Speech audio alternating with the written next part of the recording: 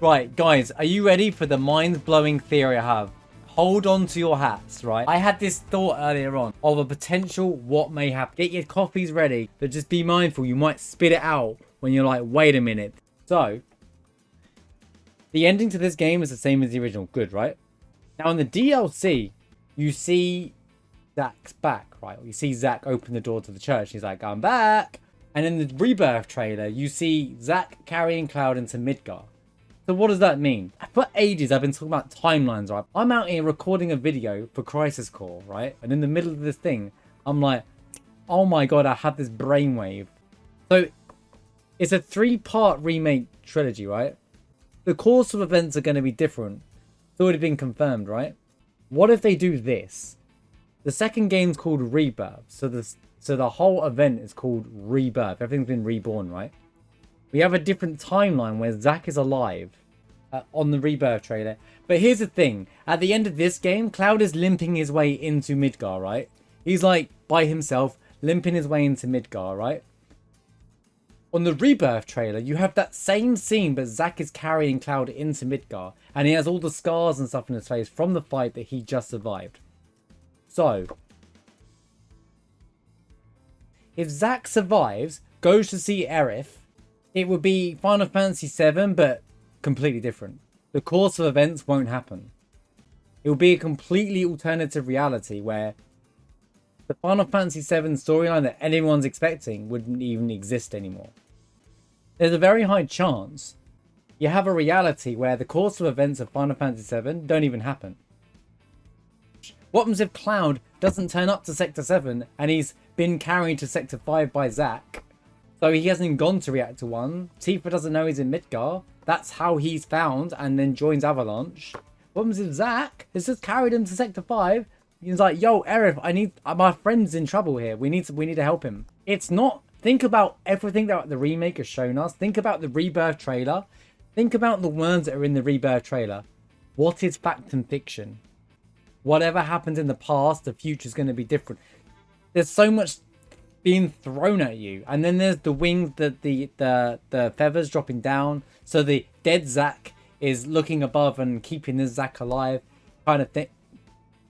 And it may sound ridiculous, but being what we've seen so far with whispers and stuff, I don't think it's that ridiculous. They may not even attack Reactor 1, because what Cloud's like, no, I don't want to, I'm not interested. And then the Reactor 1 fight, they'll try and bomb Reactor 1 and fail because Cloud doesn't even join the mission. Mind blown. It could all completely change. Now, the only other way that they do different timelines is Zack's timeline merges into the remake timeline to save the universe from dimension warp in Sephiroth, which is also a possibility. I feel one of the biggest reasons why they wanted to remaster this now as well wasn't just the Nibelheim stuff, the Sephiroth stuff, the Zack stuff, because it's good going into Rebirth with this knowledge as well. It's also because they introduce a lot of characters and a lot of big story plots that aren't in the... that people may not even know because they don't have a chance to play this game. Like, for example, Senga's holding a box of letters from Aerith that she wants to give Zack. And Seng's like, here's the letters. If I'm talking about timelines theory, they either have to go alongside each other to then meet at a point, or it does a completely different like direction. And it gives you the... Or they, after the 3 games, they're like, this is Final Fantasy VII alternative reality. And then there's a Zack storyline where the events don't even happen. And it's like, you know in TV shows that they have the, if this didn't happen, this is where they are now?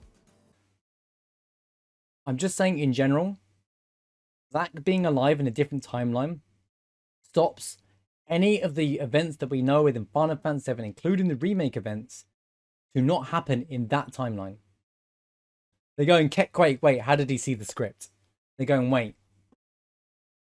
Nomura, did you leak the script to Marshbag? Because he knows everything, dude.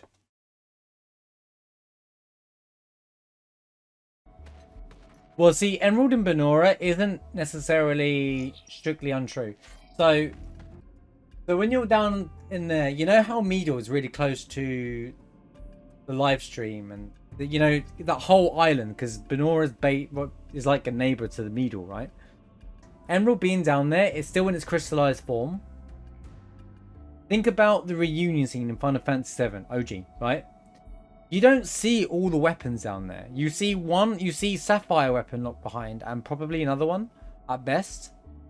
But that's deep down in the planet's core. Emerald could very well be there. And then what happens when Cloud gives the black materia to Sephiroth? It triggers Sephiroth to unleash his powers, and as he's summoning Meteor.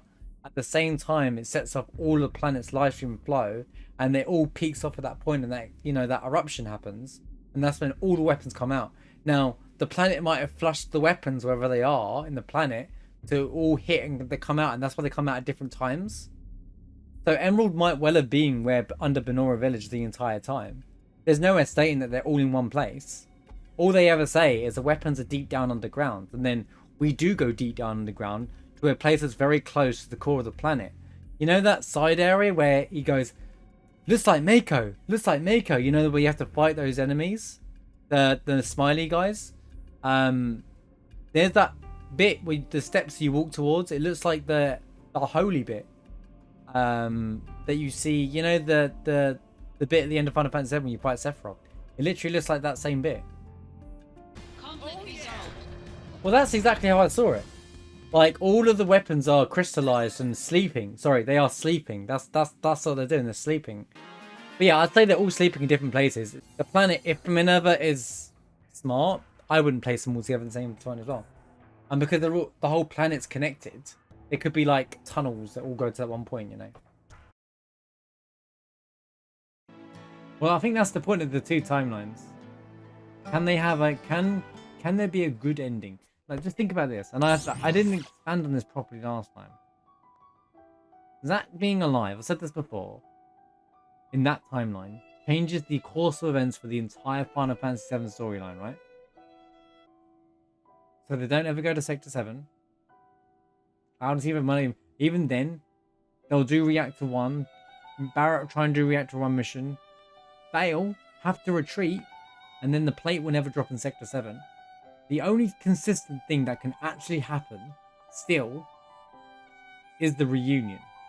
That's literally the only thing that can stay alive in that timeline. And then even at that point, with Zack, as he has Genova cells in him at that point, become a catalyst for delivering the black materia to Sephiroth, which will make a really more in-depth story because Zack and Sephiroth already know each other. No, I think it'd be the other way around in that time. If Aerith, I think Aerith will go to pray for Holy. And one of two things. One, Zack's there. Sephiroth / Genova can't assassinate her because he'll protect her. And she successfully casts Holy. Whether it works or not. Then Sephiroth, then Cloud still loses his mind, gives the black materia to Cloud, Meteor's cast, but we might have an alternative ending where Holy can protect the planet in time. Holy fires off really late in the original ending. So what happens if Holy's fired off early? But then Zack dies protecting Aerith. Like, he ends up taking the big wound to protect Aerith. And then the gang get there in time to save Aerith and pull her out of there. Well, the end of Rebirth, I still think will be the reunion's gonna. Well, the reunion, I think, is the one thing that will be consistent and still will happen. They'll still end up going for that path, and I still think. I'm talking about the main timeline here. I still think that, you know, when the weapons and stuff will come out, the meteor, you see Meteor in the sky, and that's how the game ends. Boom. Part 3 in 1 year's time. In 5 years' time. And I think that's the perfect way to end it, because then you have the Meteor, which then sets up the third part of the game. And then the different timelines can, like, merge into one to protect and save the universe. And then we have one, and then, like, they end up figuring out there's different timelines, and then it all has to converge. You know how, like, forks in a road, and then they all come back into one at the end to where the game ends? I think it'll be a beautiful ending overall, the whole project. I don't think you fight Genova Death. I think you'll fight a Sephiroth again, but that you'll fight Genova, but then you'll fight another iteration of Sephiroth. But, like, you know, similar to the one we already fought in the remake, I still think we'll fight Sephiroth. And then he's like, so Cloud, what are you gonna do? Like, the 7 seconds thing happened, then, like, Cloud loses his mind, gives the black materia to the actual Sephiroth in that world, which then connects that Sephiroth to the dimension warp in Sephiroth, and then he's like summons Meteor again successfully. He's like, Cloud, we did it. You joined me, because you know there's references to how he's trying to get Cloud to join him, right? So you fight Sephiroth, right? And then, but that Sephiroth is Genova, effectively. You fight the Genova Sephiroth and beat that version. And then, but then, like, the Dimension Warp Sephiroth, you know, the 7 second Sephiroth, then joins and takes over the mind of the current Sephiroth, summons Meteor anyway, and then tries to make sure he's successful in destroying the planet, becoming one with the planet, like he already had planned all along. Bang. There it is. There is your Rebirth ending. And then you lose Cloud the same way you were expecting. Anyway, however they end it, I'm not going to try and... Like, I'm just thinking of realistic endings and what's a good way to end the game. Zack being alive will make the events of Final Fantasy VII not happen. Because there's that scene with Rebirth where Zack's carrying Cloud into Midgar. So Cloud would never meet Tifa and Barret and all that because he's not being carried into Sector 7. But in the timeline, Zack keeps... She successfully casts Holy.